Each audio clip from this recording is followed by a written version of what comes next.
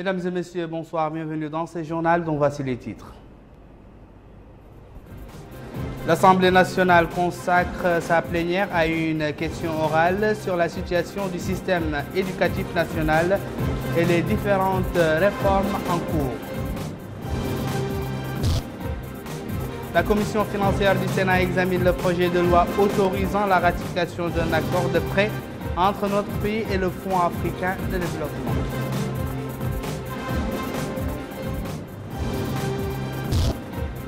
Les ministres de l'économie et des finances et de la fonction publique décorent des fonctionnaires de leurs départements respectifs.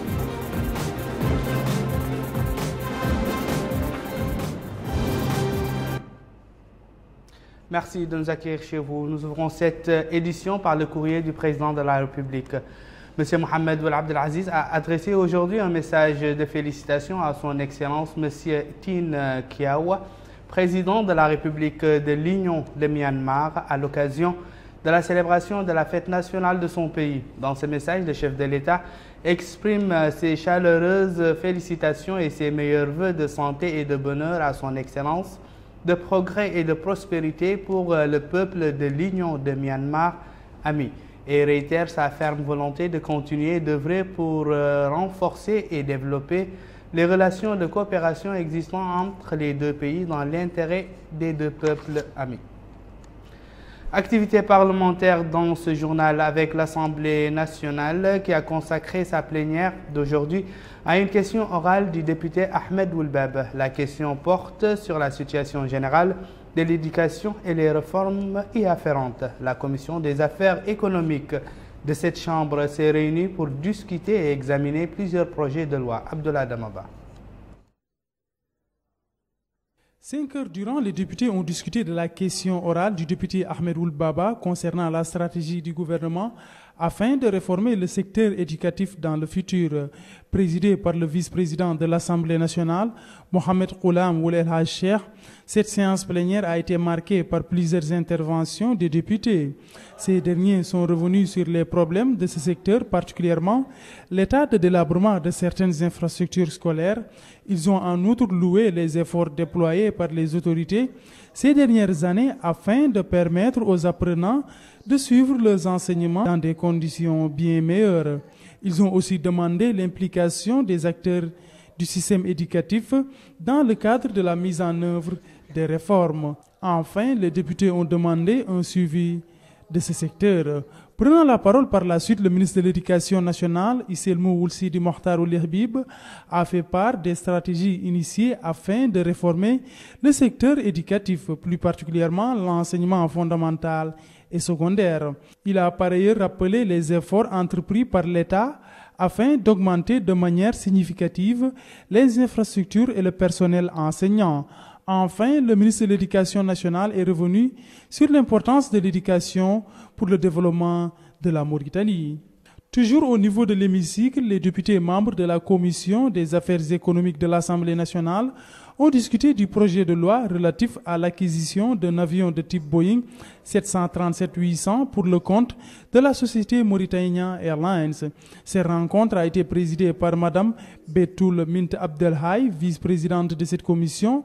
Ce projet de loi permettra l'ouverture d'une ligne de crédit non consolidée signée le 3 octobre 2016 entre le gouvernement de la République islamique de Mauritanie et le programme de financement du commerce arabe. Les parlementaires ont suivi une présentation détaillée de la part de Mokhtar Ould Ndiaye, ministre de l'économie et des finances, qui est revenu sur l'importance de cet accord et le rôle qu'il peut jouer dans le cadre du développement de la société Mauritania Airlines.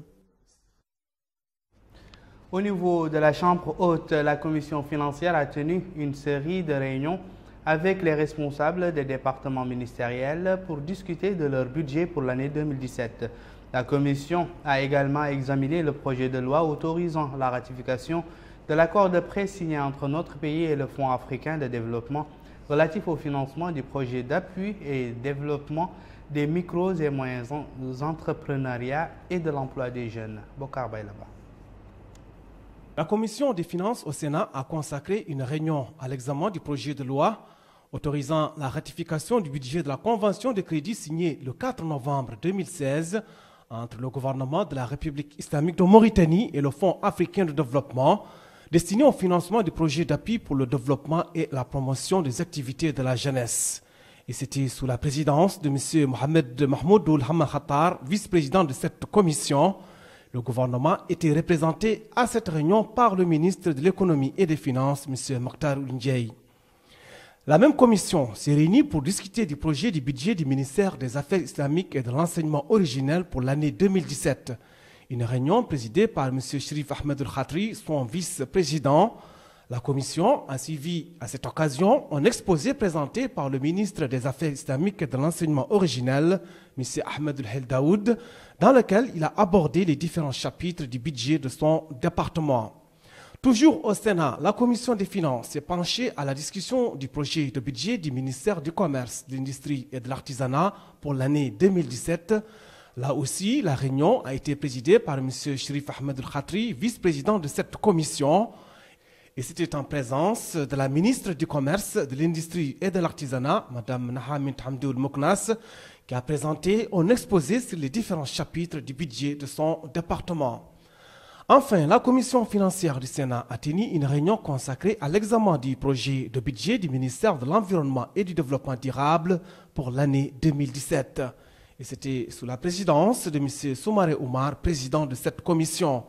L'occasion pour les membres de cette commission de suivre un exposé présenté par le ministre de l'Environnement et du Développement durable, M. Amdi Kamara, sur les différents chapitres du budget de son département. Le ministre de l'économie et des finances, Mokhtar Ould Ndiaye, a décoré aujourd'hui des fonctionnaires de son département au nom du président de la République. Il s'agit de Brahim Sidat El-Hadrami, directeur des affaires administratives et financières, Djanké Abdou Sissoko, secrétaire particulier du ministre, décoré au chevalier de l'ordre du mérite national, Mohamed Salim Ould Mohamed Nani, directeur de la mobilisation des ressources et de la coordination de l'aide extérieure, décoré de la médaille de reconnaissance nationale, Madame Maya Mohamed Mahmoud Sidina, chef de service à la direction des financements, décoré de la médaille d'honneur deuxième classe.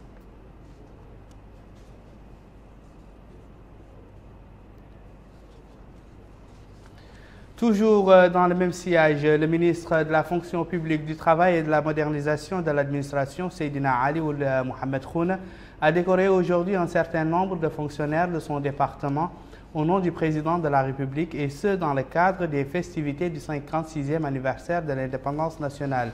Il s'agit de Dr El-Hassan El-Bekkaï Mbeng, chargé de mission, et Hamoud Tfeil Boba, directeur général du travail, décoré de la médaille d'honneur première classe.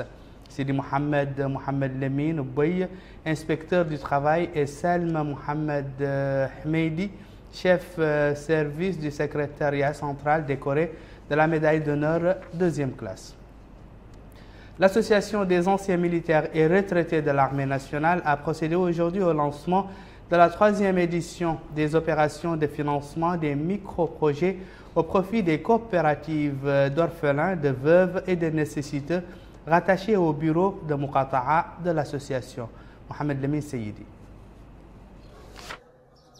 Cette 3e édition, qui a été lancée par l'Association des anciens militaires et retraités de l'armée nationale, est destinée à 18 bureaux au niveau des Muqata'a du pays, qui recevront un montant allant de 200 à 250 000 ouguiyas, de même que les bureaux réélus dernièrement. Le président de l'association, le colonel Niang Abdelaziz, a prononcé un discours dans lequel il a loué l'action du président de la République, chef suprême des forces armées, pour les efforts gigantesques qu'il ne cesse de déployer, tendant à l'amélioration des conditions de vie des populations et des retraités et leurs familles en particulier. Permettez-moi d'exprimer ici, encore et encore, à mon nom propre et en celui des membres du Bureau national et de nos adhérents, nos remerciements les plus sincères et notre reconnaissance et notre soutien. Mohamed Abdelaziz, président de la République, chef de l'État, chef suprême des forces armées et de sécurité. Tous ces efforts, je ne cesserai de le rappeler, complètent les opportunités d'emploi dans le secteur de la sécurité privée par l'aménagement d'activités génératrices de revenus, permettant par voie de conséquence aux compétences diverses et variées dont regorge l'association de s'exercer dans les divers chantiers de construction du pays pour les doter de moyens dignes de sortie de la précarité. Les bénéficiaires, à leur tour, ont remercié le président de la République, M. Mohamed Ould Abdelaziz, pour l'attention qu'il accorde aux citoyens. Cette cérémonie s'est déroulée en présence du colonel Mohamed Ould Jafar, commandant du 2e bureau, du colonel Mohamed Lamine Ould Blal, directeur adjoint des communications et des relations publiques à l'état-major général des armées, du colonel Mohamed Ould Baba Ahmed, chef d'état-major adjoint de la garde nationale, du président du Croissant Rouge mauritanien et de plusieurs autres invités. Il faut dire que cette association œuvre à la défense. Elle travaille aussi afin de préserver les intérêts moraux et matériels de ses membres dans le cadre des lois et des règlements établis. Il a été procédé aujourd'hui dans les locaux de l'Institut supérieur de la jeunesse et des sports à Nouakchott à l'élection du nouveau bureau de la Fédération mauritanienne d'athlétisme. Voici la composition de ce nouveau bureau.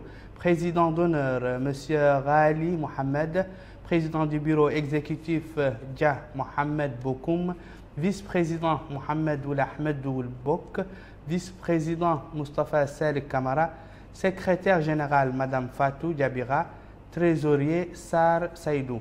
À l'issue de cette élection, le président de la fédération, M. Dja Mohamed Bokoum, a remercié les membres de l'association générale pour la confiance qu'ils ont placée en lui, promettant de faire le maximum d'efforts en vue de rehausser le niveau de ce sport sur lequel tout le pays compte sur la scène internationale.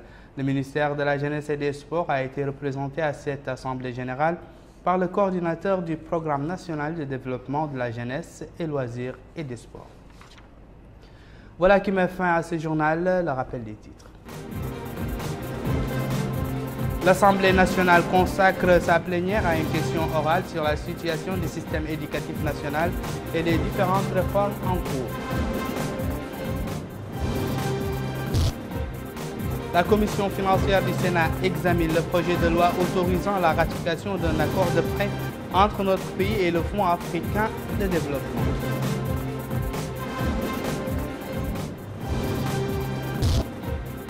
Les ministres de l'économie et des finances et de la fonction publique décorent des fonctionnaires de leurs départements respectifs.